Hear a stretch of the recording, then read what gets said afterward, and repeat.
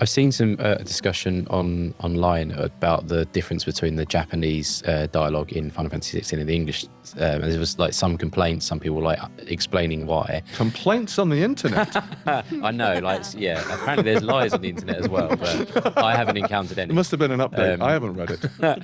But it was saying like how, English, and correct me if I'm wrong, but English is a language that lives in the subtext. So you don't say something literal, but Japanese is relatively literal.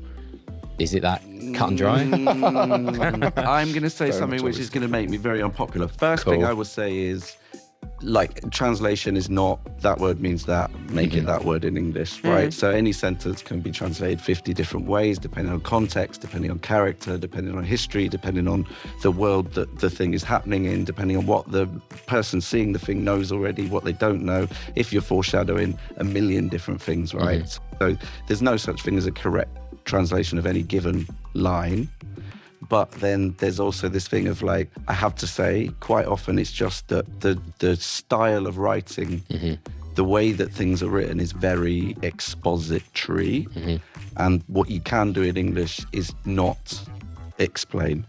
So we were working on something recently which has a very, very heavily developed like fantasy universe with a lot of specialist terms. And what they tended to do in the old version of the English script of this is go, so then the neutron particles interact with the thingy, which does the thingy, and every time it got mentioned, they're saying it again and again and again. And you're like, no, we established that.